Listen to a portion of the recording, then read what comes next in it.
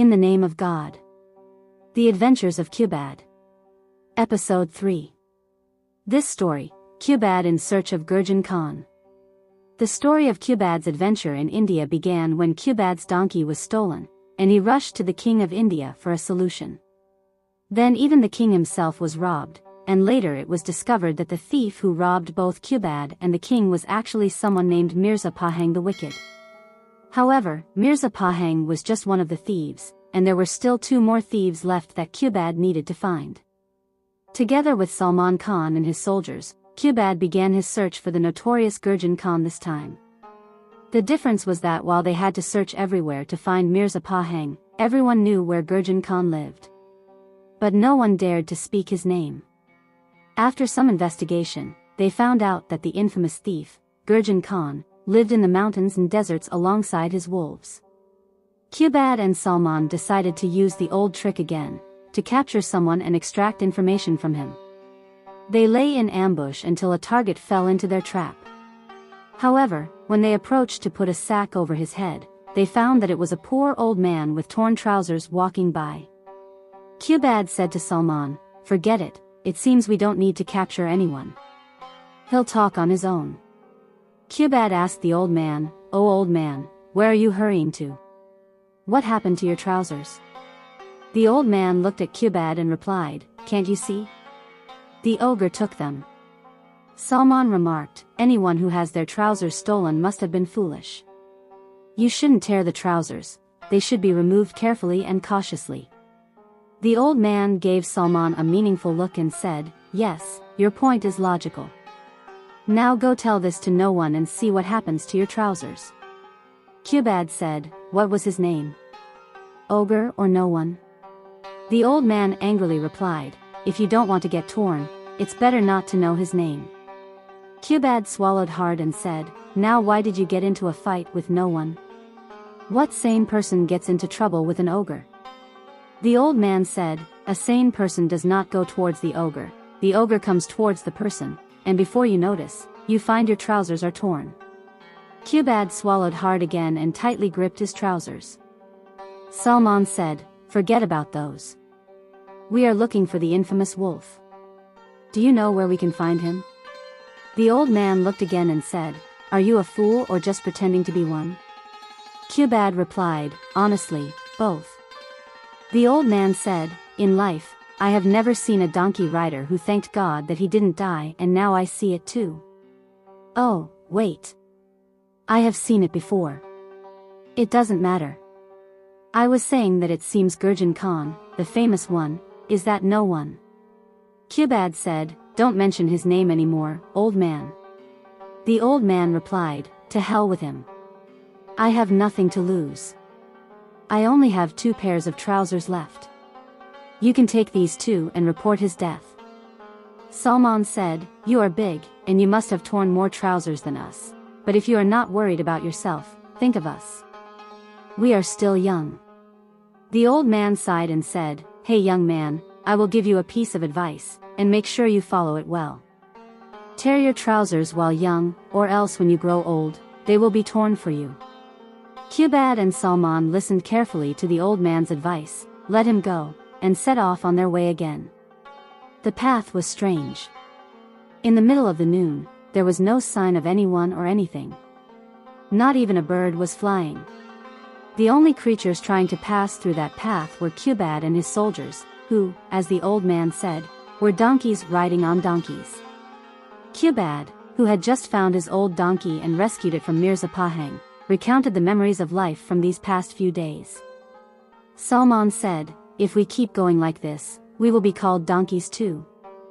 We are talking to our own donkeys. What if, because we've ridden so much on donkeys, we are slowly turning into them? God help us." Qubad followed him and said, "Which God helps us?" Salman, who seemed tired of this silly joke, said, "Now we made a mistake and joked with you. Can't you take a joke?" Qubad replied, "As long as you are here, you shouldn't joke like this." Just as they were arguing, a loud noise startled the donkeys so much that they all trembled in fear. Qubad said, "Oh God! What was that noise? What is that smell?" Salman said, I hope I'm not mistaken. The donkeys seem very frightened. Again, the sounds grew louder this time, and they were closer. It was the howls of wolves. Salman said, it seems our donkey army was not enough. We should see the wolf army and confront them. Qubad thought to himself, wolf army? What a stupid thought. Is that even possible? But then he remembered that this was India and concluded that yes, it was possible. Salman asked, Qubad Khan, are you alright? Qubad, trembling like a leaf from fear, replied, yes, it's just a bit cold here. It's nothing, it will be fine now. Salman said, but it's summer now, where is the cold? Qubad, realizing he couldn't retract what he'd said, responded, you are right. Now is not the time to be scared, we must press on. If we are lucky and don't become wolf prey, we can find and capture Gurgin Khan and kick him into prison, right next to Mirza Pahang, room by room. Just as they were talking, wolves came rushing from the skies and lands towards Qubad and his soldiers. The poor donkeys were so scared they were about to run away. Qubad shouted, stay calm, stay calm. Even these donkeys are braver than you. I've gathered soldiers to fight with me, not to be scared. Prepare for defense. In summary, they all drew their swords and prepared for battle until a figure wearing black and white clothes appeared from behind the bushes. At first, his face was not visible, but as he got closer, his face was still not clear. Qubad shouted, Mr. No One, I'm sorry, oh ogre, whatever your name is, you should surrender like a child and return all the coins you've stolen from the royal treasury, or else I'll do something. Gorgin Khan raised his head and said, is it you who always talks so big? Qubad, feeling diminished, asked, what do you want from us? Gorgin Khan replied, you have come to my territory and claim you want to capture me, now you tell me what I want? Qubad said, such problems cannot be solved this way, we need to negotiate. You should return the coins you have stolen, and we won't bother you anymore. Gorgin Khan thought for a moment and finally agreed, opening a chest of coins for Qubad. Qubad couldn't have been happier. He, along with his soldiers, picked up the chests and left. On the way back, Salman said, well done, Qubad. You are truly a great negotiator. Qubad proudly replied, you haven't seen the best of me yet. On the way back, they saw the old man with the torn trousers again. Qubad said, it seems Mr. No One wasn't that terrifying. With just a few words, he got scared and agreed. The old man remarked, if your trousers haven't been torn yet, soon he will rip them in another way. Qubad ignored his words and, accompanied by his soldiers, made his way back to the palace. When they reached the gate, the guard recognized them quickly and opened the doors. They entered the king's court and, while bowing in respect, Qubad noticed that Mirza had now become the new prime minister, while the previous minister had turned out to be a thief. May God help the current minister. Qubad said, Your Majesty, congratulations. We have returned another portion of your stolen wealth. The king said, well done. But it seems that you did not bring the thief with you. Qubad replied, unfortunately, we could not capture the thief. However, we retrieved all the stolen wealth. The king went to see for himself. Qubad opened the chest of coins, and as soon as it was opened, all sorts of snakes and weasels jumped out and scattered everywhere. The king was so furious that he shouted, cursed be your thieving, you filthy bastards. You couldn't even capture the thief, but you didn't retrieve our wealth and you have polluted the royal palace. You deserve to be kicked out right now. The king was so angry that Qubad didn't dare to say anything. The new prime minister, our very own Mirza, calmed the king and said, my lord, don't be angry, the world hasn't come to an end. Instead of being angry with Qubad, you should think about capturing that filthy thief. The king calmed down a bit and slowly the stench reached his nose from all directions. The smell was so overwhelming that Qubad nearly passed out. The king shouted, God curses you all, what filthy smell is this? Salman said, this is the gift from Gorgin Khan, your majesty. In summary, the stench became so strong that they had to evacuate the palace, and until the smell went away, they moved the capital to another place. The king said, Mirza Pahang could not take our throne with an army of donkeys. Now a wolf pretender has turned the king into a fugitive. Qubad said, Your Majesty, I promise I will go and deal with this filthy thief and capture him. The king replied, No, thank you. We don't want that. The last time you tried to capture him, you turned the whole royal palace into filth. If you go again, you'll ruin the entire kingdom. Mirza, as always, calmed the king's nerves and said, If Gorgin Khan continues like this, we are done for. Qubad said, We need to come up with a new plan. With the same weapon he came to battle with, we will go to fight him. Salman asked, You mean we should send him a chest full of filth? Qubad replied, No, you fool. I mean, with clever tricks. Just as Salman was about to say who the fool is, Qubad gave him a meaningful look, and Salman dropped the subject. Qubad and his soldiers went back towards the mountain, and this time there would be no negotiations. They were heading straight for battle. On the way, they saw the old man with the torn trousers again. The old man said, It seems you figured out where you fell. Qubad responded, You were right, this Mr. No One is worse than we thought. The old man said, If you had listened to me, maybe your situation would have been better. Qubad and his soldiers searched the entire path that day. But there was no sign of Gorgin Khan and his wolves. It was as if they had vanished into thin air. They thought Gorgin had escaped. But if he had escaped, it would have been better. Gorgin had gathered all his wolves and launched an assault on the capital. Salman said, This is just what we needed. It seems we are going to battle the king of wolves face to face. Qubad replied, If Gorgin captures the palace, it will be the end of the kingdom. Salman added, The palace smells so bad that if you light a torch there, the entire castle would explode. All the soldiers laughed. But Qubad was stunned. Salman Khan asked, Qubad Khan, why are you making that face again? Are you alright? With a shocked expression, Qubad responded, Salman, you're a genius, and then mounted his old donkey, rushing at full speed toward the palace. The soldiers followed him. Qubad approached the king and gasped, Your Majesty, I have a plan that, if we follow it, we can trap and capture Gorgin Khan. The king asked, Well done, what is the plan? Qubad said, We should let Gorgin Khan capture the palace. The king exclaimed, It seems Qubad has truly lost his mind.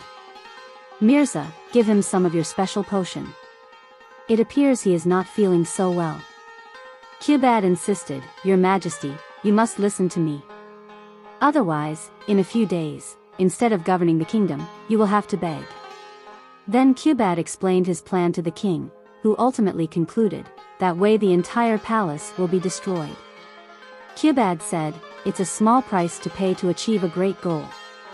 The king angrily replied, That small price isn't so small, even if you pile up all your family's homes, it wouldn't equal my royal palace.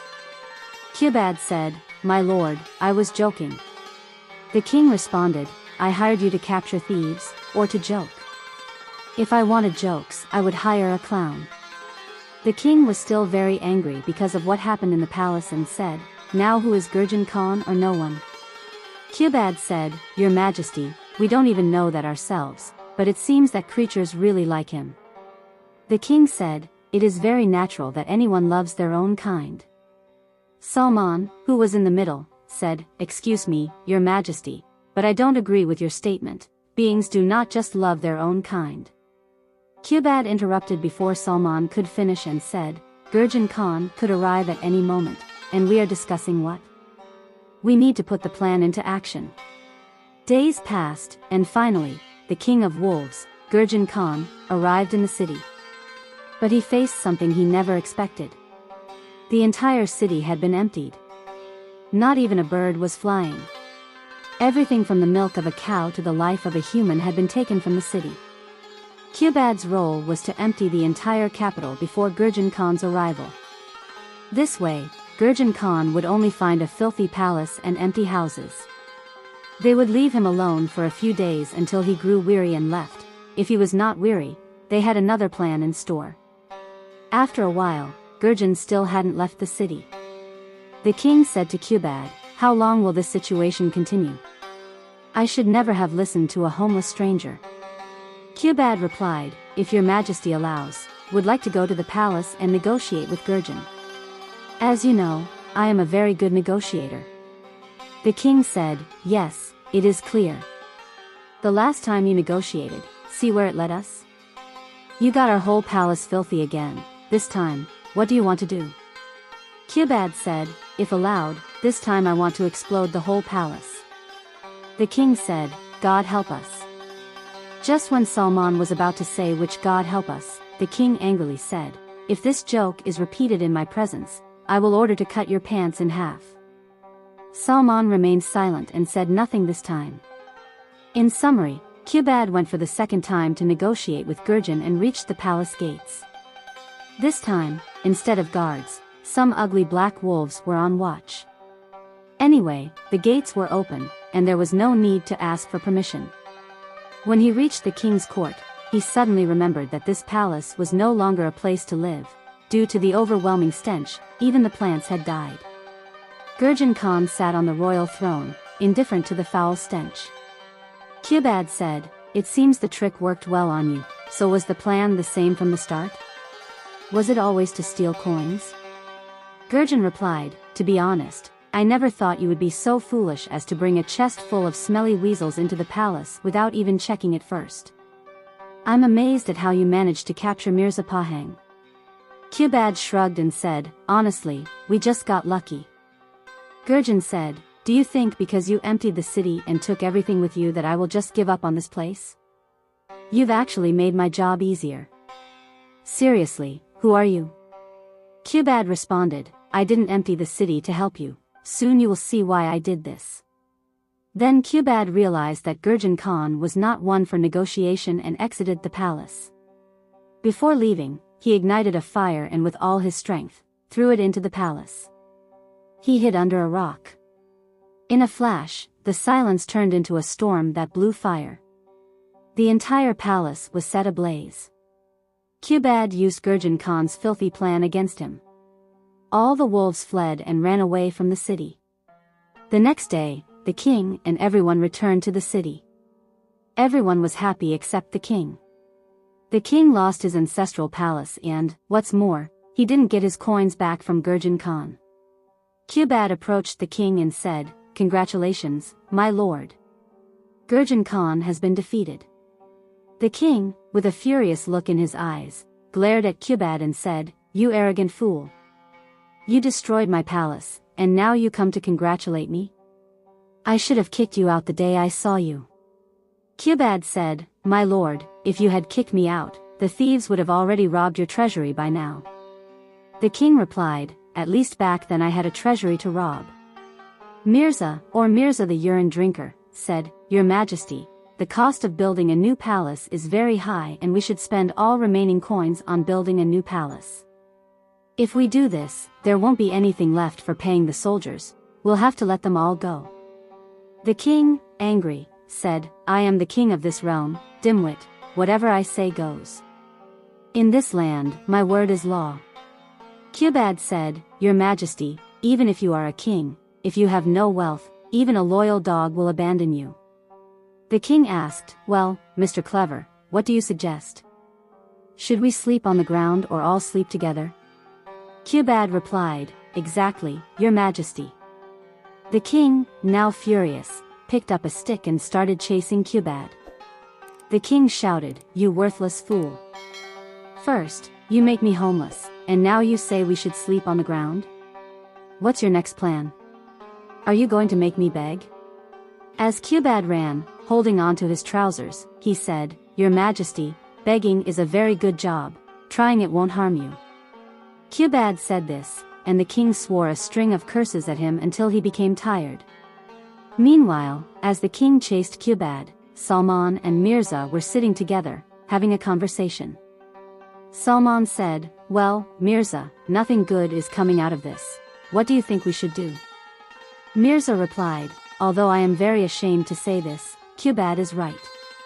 If the king wants to remain king, all the soldiers should become beggars." Salman said, Well, what's the problem with that? Begging is a very good job. You just sit somewhere and hold out a bowl. Mirza added, that may be the case, but a wise man once said, no one gives free food anywhere. And so it happened, and Mirza persuaded the king.